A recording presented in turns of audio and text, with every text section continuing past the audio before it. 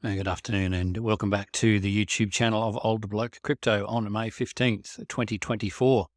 We've had the PPI, the CPI is coming tonight, and we're expecting that move to happen as a result. We've been talking about the last couple of days. As I say in the introductory graphic, less than 12 hours now. It's actually quite a bit less than 12 hours before this breakout happens. So let's get into the charts and see what they're telling us after yesterday's PPI results.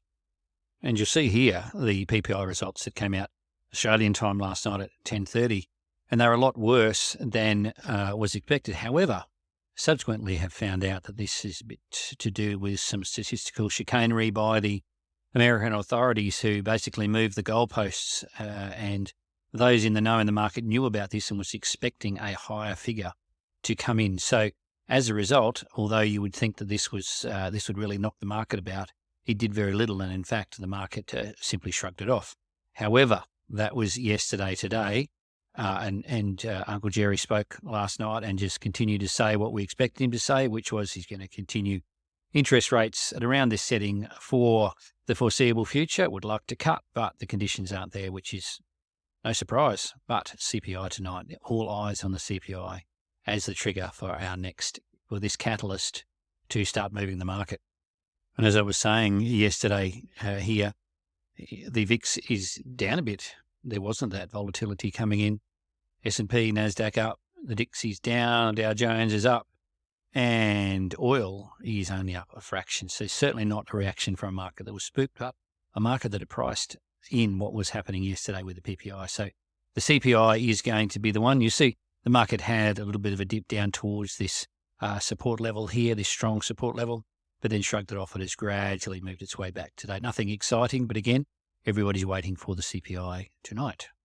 But very interestingly, these liquidity patterns have changed overnight since the PPI. And talk about market manipulation. The low for Ethereum has come in $1 above this big band of liquidity here. Certainly, it took some liquidity. It took hundreds of millions of dollars worth of liquidity. But look at this. The dollar below the yesterday's low, it's got $4.6 billion worth of liquidations. There would have been some clenching going on overnight as price approached it, that's for sure. But anyway, it approached, left a big lot of liquidity, and has then, as I said, moved to the upside. That shows a lot of support, a lot of buyers coming in here as well. Two things, the market manipulator as well, the market makers, some people call it, they'll be back for that liquidity. They're going to not leave $4.67 billion just on Binance alone sitting there, no way. And as you go down just a little bit below that, there's a lot more liquidity there. So when it happens tonight, when the figures are released, again, like I said yesterday with the PPI, it could have happened yesterday, but it didn't. But today, I believe it will, because that catalyst will be the CPI. We'll get wicks happening, and it's treated much more importantly than the PPI by the market. And you'll see that, these wicks. And I will not be at all surprised if we had a wick down into here and to take out this liquidity. And if we do, I'll be adding to my high time frame long position on Ethereum. Absolutely. Thank you very much. But as I always say, you do you. These videos are not financial advice, never are. And while I think of it, please hit the like and subscribe buttons and the notification bell to be notified of future videos. But you do you within your risk profile. As I always say, trade within your means. So you might want to sit on your hands if you've already got a long position open, or you might want to add a nibble like I plan to do if it gets around, if it starts to take out this liquidity band like I expect, and then reverse to the upside if we get a good print with the CPI. So again, all eyes on tonight.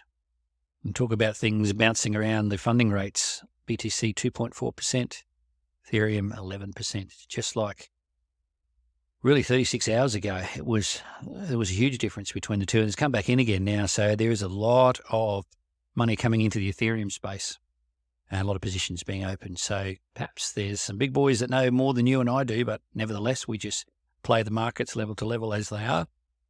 And as I say, I'm expecting that lower band to get taken and the market to reverse. And it looks like the big boys might be thinking the same as well.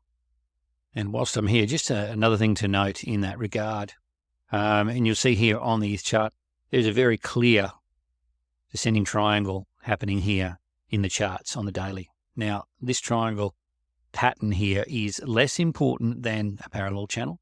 Still important though. And what it's indicating here is you'll see as it's coming basically down to the point of the triangle, is it either at that point of the triangle where it meets, which is several days away, or before that time, you get a breakout. And with this particular pattern, the descending triangle pattern, you tend to get a breakout to the upside. And it would be great to see that, to break out, confirm, and take off again. Now, it's interesting how this is the 50 EMA here as well. So they're coming into confluence as well, which is really important, especially if we get a breakout around that time in the next few days. Heck, we could even get it today. In today's trading session in the US, if it breaks out, comes back and retests, and then goes again, that's a really strong bullish signal. So as I say, pointing this out, it's very clear I don't want to overclutter the charts, but I've been watching this pattern develop over the last number of days, and you can see here, again, that squeeze, it relates to it's a cousin to the squeeze as far as the liquidity goes. And so often you'll see an explosive breakout when it does break out of this pattern. So something interesting to note. And as we say here, again, 27.91 continues to be the temporary range low that holds, and we could get as far as that, around the 2800, if those big bands of liquidity get taken out in wicks tonight. Anyway, just a short one today. I'll certainly be sitting up at 10:30 tonight Australian time, phone in hand, ready with liquidity to add to my high time frame long position. If we do get down around the 22,800 mark, it'll be very exciting. And as I said, then expecting a reversal to the upside rapidly after that. We might not even go down there straight away. And I think the market's going to be a very interesting place to watch tonight. So stay safe, trade within your means, as do I, and I will talk to you next time.